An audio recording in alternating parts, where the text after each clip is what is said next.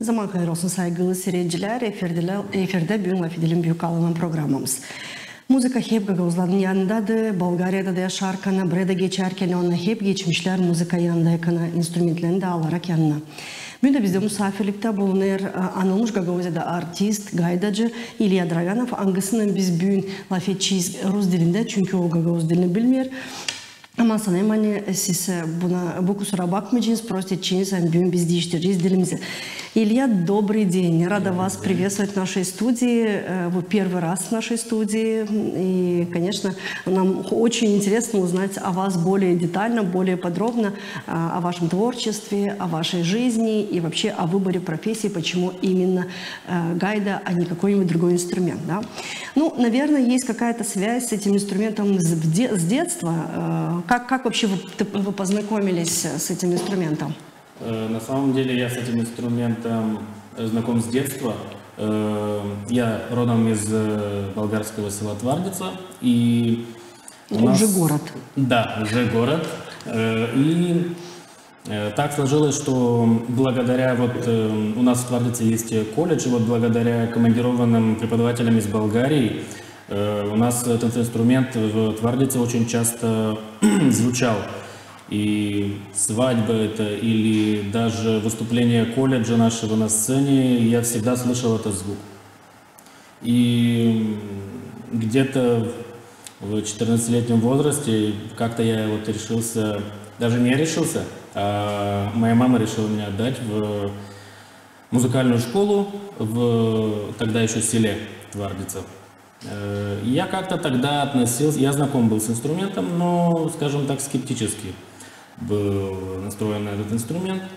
Закончил там 2 года в музыкальной школе, то есть я поздно пошел в музыкальную школу.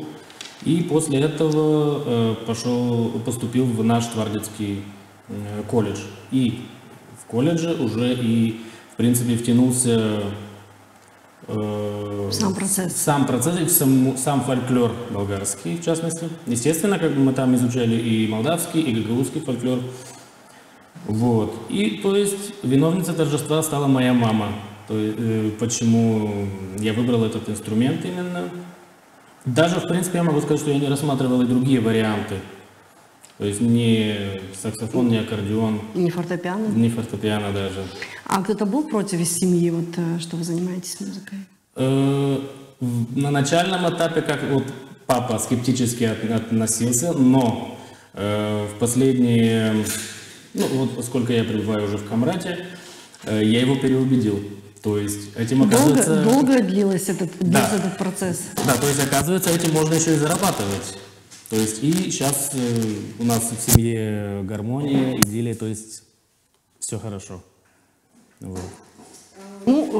Наверное, отец посмотрел на это с точки зрения экономики, да, чтобы можно было обеспечивать свою семью, будучи мужчиной. Да, как любой отец. Да, и как можно заработать на музыке. Но сегодня, слава богу, у нас музыкальная среда очень хорошо, неплохо зарабатывает. Да. И благо есть мероприятия, на которых востребованы музыканты, и в том числе и такие музыканты, как вы, которые играют на определенных инструментах отдельных. Насколько гайда сегодня востребована в обществе, на ваш взгляд? И как менялась эта динамика? То есть раньше было востребование или, может, сейчас из года в год? Как вспоминаю, 2014 год, ровно 10 лет назад, как я приехал в Камрат. Сначала учиться, потом на данный момент жить. Тогда единицы и то с старого поколения так слышали, что такое гайда. Музыканты, в сфере музыкантов, да, знали многие, что такое гайда, потому что в свое время именитый музыкант Константин Ильич Рушика немного так изучил этот инструмент, для себя играл. И где-то, может, какие-то мелодии в оркестре играл, но не так, то есть не на постоянной основе, скажем так. И на протяжении 10 лет я стараюсь, чтобы люди увидели этот инструмент, что этот инструмент наравне с классическими инструментами, он может играть не только фольклор. На данный момент, да, ситуация улучшилась, то есть спустя 10 лет. Но, опять же, работа не заканчивается. То есть, не люблю это слово, но пропагандируем инструмент, чтобы его знали. Чем можно объяснить вот такой вот долгий процесс внедрения этого инструмента в наше общество? Потому что все-таки я думаю, что этот инструмент был очень знаком нашим предкам, когда они жили в Болгарии. Просто получилось, что уже в Баджике наши пути немножко разошлись с болгарами, да, гагаузов, и как бы каждый пошел своим инструментом. Да? Я так понимаю, что это больше болгарский инструмент для болгарской музыки, он больше характерный. Но в любом случае для нас, для наших предков он был очень знаком. Как так получилось, что вот так вот он забылся? Вот я чуть-чуть назад отойду. Вот насчет болгарский этот инструмент или нет. Вот я лично считаю, что это балканский инструмент, но развился больше он в Болгарии. То есть, но этот инструмент есть и в Греции, есть и в Сербии, в Македонии, в той же самой Турции есть. Он балканский инструмент, но именно развился в плане техничности, академичности больше в Болгарии. Почему он здесь у болгаров более популярный, чем у гагаузов? Я так думаю, что в конце 80-х и в начале 90-х у нас в Твардице, вот более старшее поколение точно знает, отправляли к нам из Болгарии, командировали учителей, которые преподавали вот эти инструменты. И, естественно, акцент был больше на болгарское население. И вот я думаю, вот это то, что вот именно вот этот период у болгар больше стал известен, стал популярен вот этот инструмент. А гагаузы, вот даже вот сейчас вот, например, поколение 40-50, в 90-е годы вот эти тогдашние студенты, они, в принципе, ездили учиться в Кишинев на саксофоны, на трубы, на аккордеоны. Вот. И я так думаю, что вот из-за этого. Ну, по-моему, у молдаван тоже есть какой-то инструмент, который очень похож на гайду, он, правда, по-другому называется, да. Но у него как бы сама структура, сама техника, технология, она такая же, как у гайды, да? Да, этот инструмент называется чимпой. Они схожи, но это не один и тот же инструмент. Вот многие... Ну, он похож. Да, вот мне поднимают тоже со мной этот вопрос. Ну, если говорить музыкальной терминологией, то у чимпоя диатонический строй, а у гайды хроматический. То есть у гайды есть черные клавиши на фортепиано, а у чимпоя нет этих черных клавиш. То есть у гайды больше возможностей в плане мелодической линии. То есть вот. Ну, есть еще такой инструмент, как кауш, да, тоже известный инструмент. Да. Он, кстати, тоже очень хорошо развит у вас в Твардице и в Тараклии. Да. Опять же, насколько я знаю, у гагаузов он тоже был востребован в свое время. Сегодня он как-то не прижился вообще к музыке, народной музыке Гагаузии, современной, да. Может быть, потому что нет специалистов или... Потому что я знаю, что у нас есть один специалист в Камрате, но он один на всех, и как-то вот не развивается этот инструмент у нас. Как вы думаете, в чем причина? Ну, причину я точно назвать не могу, потому что у человека, я знаю этого человека, у человека свое мнение личное. Вот этот инструмент у гагаузов называется кауш, у болгар гадулка. И на самом деле, опять же, если говорить о народных инструментах балканских, то это только Твардица, в принципе, и в принципе по всем этим инструментам очень много выпускников было, то есть за вот эти почти 30 лет по этим инструментам. И где они? Но проблема в том, что 90% выпускников не идут дальше работать с этими инструментами, то есть не идут дальше поступать по этим инструментам. То есть вот... А если у нас специальность, допустим, по тому же каушу, то есть, да, он закончил колледж, он закончил инструмент кауша, но у нас есть в основном только эта скрипка, да? Может ли он дальше продолжить в этом направлении? Там же, наверное, своя партитура, свои ноты, все должно быть определенное, то есть именно конкретно для этого инструмента. Как бы нотная запись для этого инструмента такая же, как и для аккордеона, для фортепиано. После колледжа человек может пойти в тот же Камрадский университет и закончить по специальности педагогика. И, естественно, если в музыкальной школе есть ставка на преподавателя, то, естественно, он может пойти работать в музыкальной школе. Но, опять же, говорю, что есть и человеческий фактор. А вот сегодня есть специалисты в Твардице, которые обучают до сих пор игре на кауше и на Да, есть, но гайде? это преподаватели из Болгарии. Вот, например, по моему инструменту, мой преподаватель, он из Твардицы, но сам он закончил академию в Болгарии, да. И он с академии приехал на постоянной основе, с начала нулевых, кажется, работать у нас в Твардице. То есть по гайде и кавалу у нас есть собственные, как бы, местные преподаватели. А что касается народных танцев, гадулки и тамбуры, это как бы болгарская или балканская гитара, тамбура. Это только преподаватели из Болгарии. Ну, они до сих пор преподаются в колледже? Они 5 лет работают, потом другие приезжают. Ну, наверное, здесь плохая агитация идет со стороны музыкантов на то, чтобы те специалисты, которые выпускаются из этого колледжа, продолжали обучение в Камрате. Раз так получается, что они куда-то испаряются и уезжают, либо переходят на другую сферу, в другую сферу работать. Я думаю, тут не только дело в агитации, тут и, ну, скажем, как есть, сегодня и немаловажную роль играет и финансовая составляющая, то есть человек думает, а где я смогу реализоваться с этим инструментом. Но ведь все музыканты, кто попробовал, у всех получилось. Да? Не получается у тех, кто не пробует. Я думаю, что даже если появится еще один гайдист, да, или человек, который играет на кауше, да, я думаю, что лишним точно не будет. Я полностью согласен. Потому что рынок, он еще не переполнен. Другой вопрос, когда на рынке много специалистов, да, и просто он перенасыщен. А так как у нас один человек, который играет на гайде, а на кауше вообще нет, то есть практически, да, то есть получается, что рынок пустой, пожалуйста, приходите и занимайте свои злачные места под солнцем. Полностью согласен. Но вот все-таки вот эти инструменты, как скрипка, саксофон, то есть классические инструменты, они все-таки всемирно известны. Наши инструменты балканские, они как бы в принципе только на Балканах известны, но могу привести конкретный пример. Шотландская балалайка, она на весь мир тоже известна. И я думаю, что, то есть не только гайда, а все остальные инструменты, если правильно преподнести в красивой обертке, то и они могут быть наравне со остальными. Да, и сделать красивый репертуар, то здесь, конечно, бесспорно, у любого инструмента есть шанс. Да.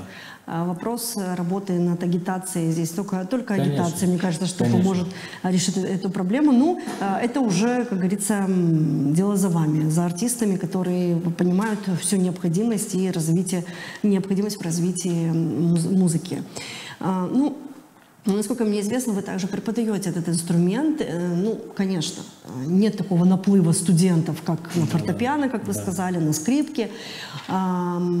Опять же, это, наверное, связано с тем, что еще не особо люди привыкли к этому инструменту, да, это какой-то вот для нас какая-то экзотика, да, еще. Хотя это в принципе, по историческим факторам не экзотика, да.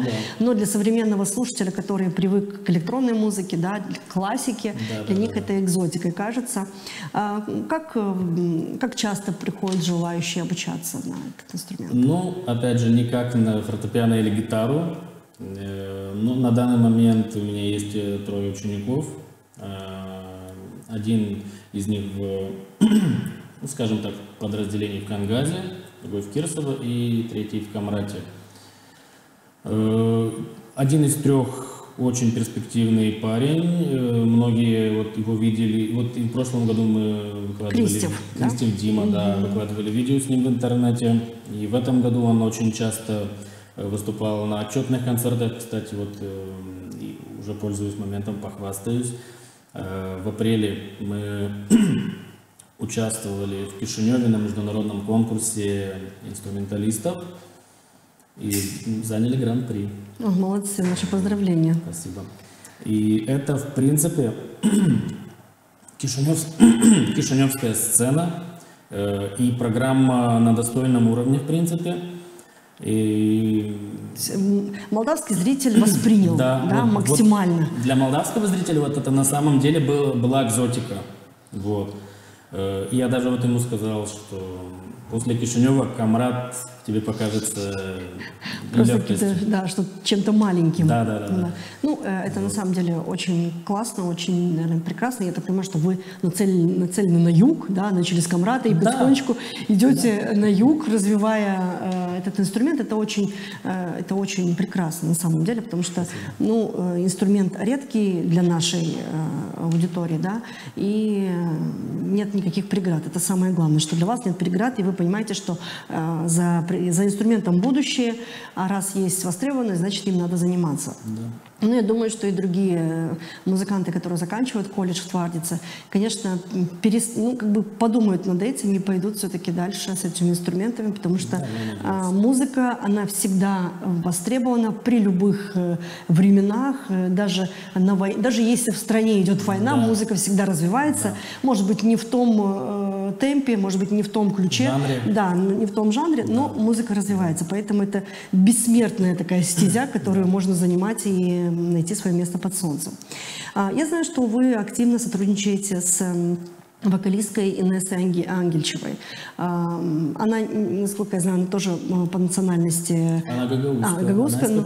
Она из Копчака, да. Но у нее такой вот голос специфичный, прям вот как будто какой-то вот истинный гагаузский голос. И он прям запоминается очень быстро, с первой ноты, наверное, с первого слова. У вас не один есть общий дуэт, проект, да, ну как дуэт, проект. Вы играете на инструменте, а она исполняет песню. Насколько востребованы вот такие проекты? Опять чуть-чуть назад вернусь. Хочу отметить, что Инесса Ангельчева заканчивала Твардицу по инструменту гадулка. И на данный кауш. Кауш, да. И на данный момент она преподает в филиале Чудервонской музыкальной школы в Копчаке этот инструмент, и у нее на данный момент, если не ошибаюсь, закончил уже 2 класс, 2 ребят, 2 класс по гадулке. Это уже хорошо, это уже прогресс. В гагаузских селах уже появляются музыканты с этими инструментами. Вот наше сотрудничество началось вот где-то во времена пандемии, то есть все, в принципе, тогда остановилось, нету живых выступлений. Надо чем-то заняться. Да, и надо чем-то заняться. И у меня такая идея в голову пришла. И, в принципе, я тогда начинал вот изучать вот эту науку, звукозапись, сведение и так далее. И я ей предложил, что давай вот сделаем такой творческий дуэт. Я буду практиковаться в плане звукозаписи и сведения, а ты, скажем так, будешь реализовывать свои творческие идеи. И, в принципе, так и получилось. И вот первая песня у нас... музыкальный тандем. Да. И первая песня, вот точно не могу сказать год, вот первая песня у нас вышла под названием «Паалы Ватаным». И, кстати, и с клипом тоже есть. И вот, это был интересный проект, да? Вам понравилось работать в сотрудничестве? Да, это было очень интересно. И первый опыт, в принципе, и клип, и аранжировка. И вот, кстати, в этом году на празднике, на стадионе было мероприятие, посвященное Дню гагаузского языка. И вот там мы с этой же песней выступили тоже дуэтом. Я с Гайдой, и она голос. Ну, у нас есть отрывок вашего нового проекта, который вы реализовали тоже с Инессой Ангельчевой. К сожалению, у вас пока нет клипа, но я бы хотела попросить нашего оператора, чтобы он включил часть песни, чтобы наши зрители послушали эту прекрасную мелодию и замечательное исполнение Инессы Ангельчевой.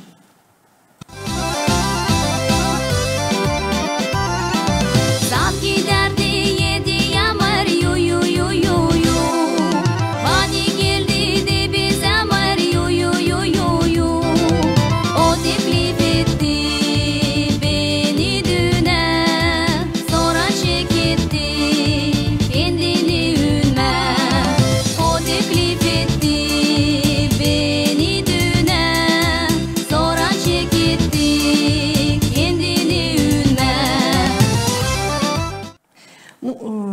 эта часть, она известна нашему слушателю.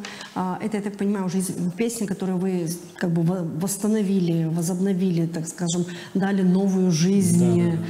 Да. Как вообще пришла идея? Идея была очень давно. Мы, в принципе, с Инессой были однокурсниками в Камрадском университете на магистратуре. И там у нас был такой предмет вокал, на котором, естественно, мы пели. И Инесса тогда исполнила вот эту песню, как домашнее задание, скажем так. И в один момент она мне сказала: а почему бы не сделать эту песню? Она мне очень нравится. И почему бы нам вот эту песню не реализовать? То есть с другого ракурса, в своей аранжировке. Я говорю, почему бы и да. Вот. До этой песни у нас были и другие проекты, но вот только вот, на данный момент дошли руки, скажем так, сделать. И эта песня, именно музыка и слова, не наши авторские, именно аранжировка. То есть я просто, в принципе, сделал ее в моем видении. Зрители, в принципе, могут услышать, что в проигрыше там есть гайда, и просто в моем видении. Вот. И как бы... Получилось очень, очень интересно, да, очень думаю, красочно, так прям задевает, да, хочется слушать и слушать. Ну, не могу не поговорить и не спросить у вас про новый ваш проект, который взорвал, наверное, сегодня все странички Фейсбука, Инстаграм, ну и да, ТикТока, потому что, конечно, этот кавер, который вы исполнили, создали, как правильно, не знаю, как это будет правильно сказано, на песню известную сербскую, да, сербских боснийцев. Да, вообще она считается гимн балканских цыган. Вот, да. Вот. Хидерлезе, которая несколько лет назад тоже, эта песня вошла в нашу жизнь. Как-то вот так получилось, что вот она полюбилась нашему слушателю. И сегодня вы сделали очень, очень крутой кавер. Наверное, я предложу сначала посмотреть на этот прекрасный клип, чтобы зрители понимали, о чем будет идти речь, да, а потом мы вернемся к обсуждению.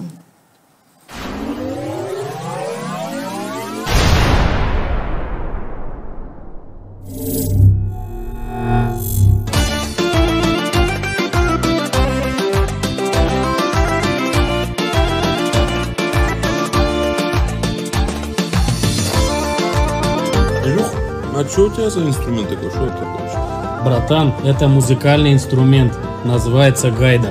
Музыкальный? Да. Думал, кальян какой-то у тебя. Что, как он пользуется, как он используется? Ты покажешь, может, это? Естественно. Сейчас. Просим.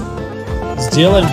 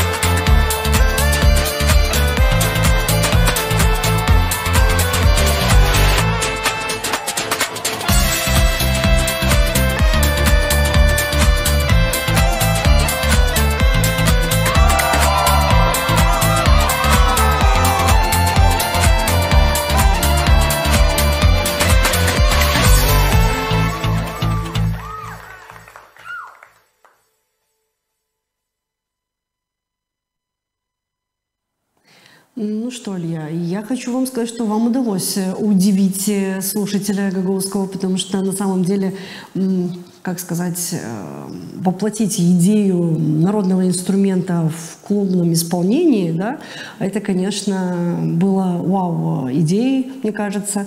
И, не знаю, мне, например, очень нравятся вот такие вот эксперименты, когда фольклорные какие-то элементы, они перевоплощаются в современную музыку, и они, конечно, продолжают жить. И параллельно какое-то новое веяние вот в этой музыке. А почему именно эта песня? Вообще, как вы с ней познакомились и почему именно Хидерлези, да? Ну, с этой песней, учитывая, что я знаком с балканской музыкой, с этой песней я давно знаком. Почему именно эта песня? Потому что инструмент балканский, мелодия балканская, и она идеально ложится на инструмент. Это первый момент. И второй момент, она всем знакомая. Вот человек и человеческое сознание устроено так, что если он слушает что-то новое, то ему это понравится тогда, когда вот знакомые мотивы. То есть он достает из своей памяти какие-то из прошлого воспоминания, и вот он как-то, да, вот... В принципе, все новое – это хорошо забытое старое, но в данном случае эта песня не забыта. Очень много каверов в этой песне есть. И, в принципе, идея была в том, чтобы удивить молодежь.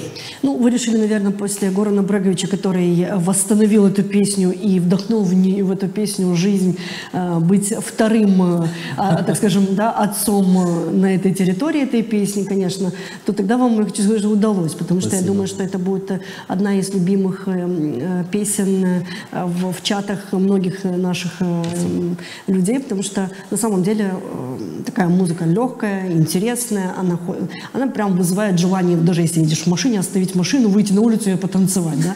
И это самое главное, когда в человеке есть, вот, возникают эти желания. А я думаю, что у многих такое желание возникло. Как вам удалось вот, реализовать такой проект в клубе ночном? Да? Это, конечно, я думаю, что было так вызывает. Это был вызов, наверное, для вас. Да, на самом деле, потому что вы привыкли к сцене, да, это все на сцене, все очень прилично, все культурно, да, перед микрофоном. А тут такое перевоплощение, бац, и вы в клубе, да? Еще и на гайде. Да. На самом деле сложнее всего было не столько сам процесс съемки, сколько организовать вот это все, потому что это был, в принципе, мой первый опыт организаторства, то есть организовать людей, организовать массовку, клуб, договориться тоже с оператором. Естественно, всех ребят, ну, перекусить, то есть что тоже это как бы немаловажно. В общем, это здесь больше, наверное, и финансовая часть, которая очень затратное дело, съемка клипов. Да, и вообще вначале была идея просто сделать минусовочку себе, то есть на мероприятиях. Началось просто с минусовки. Да, то есть, как говорят у нас в нашей местности, после второго стола можно ставить все, что угодно, и даже клубное, и все, что угодно. И вот расчет был на это. И даже скажу, что пол идеи, 50 на 50, была идея моего ученика Димы Кристева. Ну, молодой, вот, перспективный, да. Он по-другому уже мыслит, да? И я ему говорю, вот как тебе идея снять на вот этот клип? И он говорит, очень хорошо, клуб Панама, и все будет супер. Вы сразу восприняли эту идею, или вы как-то было подозрительно, что гайда, Панама, клуб? Да. Это вообще была идея, мне пришла поздно вечером, и, как говорят, утро вечером мудренее. И встал утром, и вот были сомнения, но потом думаю, нет, надо до конца, потому что... Не просто так пришла эта информация, да? Да. И с другой стороны, учитывая современные тенденции и молодежь там в районе там 12-13 до 20, скажу как есть, фольклором их не зацепить. Ну, фольклор не зацепить, но, допустим, Ирина Римес, румынская исполнительница, тоже пошла по этой тропе, да, она связала современную музыку, клубную, да, с фольклорным коллективом, и это была тоже бомба, поэтому как бы нельзя быть такими вот категоричными, все-таки... Опять же, мелодия в данном клипе фольклорная, я от фольклора отошел, но не сильно, опять же. Но идея была в самой обработке, в стилистике, немножко привлечь внимание молодежи и немножко с другой стороны показать гайду, что она не только народную музыку может играть, она и вот такое может играть. Ну, я думаю, что вам удалось. Удалось реализовать ту идею, которая была изначально, ну и сделать больше, чем было изначально, да, заложено. Ну, всегда есть вызов, значит, если есть вызов, надо его принять и попробовать, чтобы потом, говорится, не жалеть, что не попробовал. Могло быть круто. И вот, пользуясь случаем, хочу опять поблагодарить танцевальный состав ансамбля «Дюзова» за поддержку, за массовку. За массовку. И, в принципе, у нас были немножко кое-какие моменты с временем, и они адаптировались, все приехали как надо. Спасибо им большое. Спасибо Андрею Иванову, оператору, за качественную съемку, за качественный монтаж. Я, в принципе, не сомневался в его профессионализме, но тут я окончательно убедился еще раз. И всех, кто участвовал, я хочу поблагодарить. Ну, конечно, мы благодарим вас за создание такой прекрасной композиции, которая, наверное, будет еще долго-долго играть и на радиостанциях Юга, и в машинах, на дисках, в общем, везде, на телефонах, везде. Ну, я думаю, что, наверное, будут в доступе и на каких-то других площадках, кроме социальных сетей, чтобы можно было скачивать, можно было слушать, допустим, там, может быть, Spotify, либо... Я скажу так, что если кому-то понравилось мелодия, пусть мне пишет, я скину аудиофайл без проблем. То есть, в принципе, это рассчитано, чтобы все слушали, все скачивали. Ну, значит, пришло время создать свою площадку, где можно гагаузским исполнителям выкладывать свои произведения, чтобы любой желающий не дергал вас, а мог зайти, скачать и использовать эту песню по назначению, так скажем, да? Ну, очень была интересная беседа. К сожалению, время наше подходит к концу, но у нас есть традиция. Мы в конце нашей программы гостям задаем вопросы из списка вопросов французского писателя Марселя Пруста. Поэтому, конечно, мы не можем вас отпустить, не задав вам наши вопросы традиционные. Поэтому вас тоже приглашаю на такой вот блиц-опрос, так скажем, да? Илья, что вы больше всего цените в людях? Искренность и честность. А что вы, наверное, никогда бы не простили? Измену.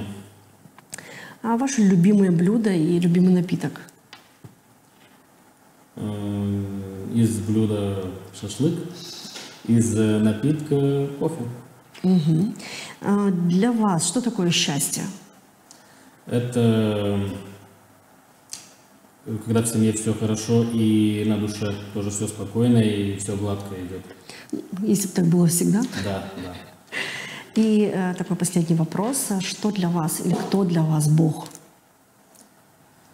Ну, как гласит одна из заповедей, не создай себе кумира. Но в любом случае, я думаю, как и для любого мужчины, в пример ему всегда его отец. Вот для меня, наверное, тоже мой отец всегда мне в пример идет.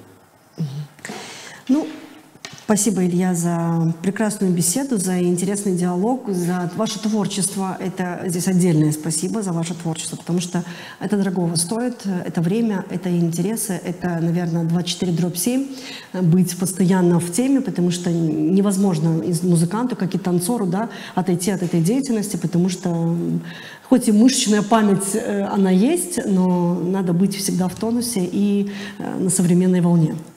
Спасибо. Ну и вам, конечно, творческих успехов. Спасибо. Ждем еще много-много крутых проектов, которые с удовольствием мы хотели бы обсудить с вами в нашей студии. Спасибо. Saygılı seyirciler, sağ olun bugün bizimle de isteyem notalama bir misafirlikte bizde bulundu. Gagauzida anılmış genç bir artist, gaydacı İlya Draganov. Biz bugün laf ettik güzel konu için, müzika için. Hangisi her zaman bizim canımızda vardı, var hem olacak. Sağ olun bugün bizimle de kalın sağlıcakla.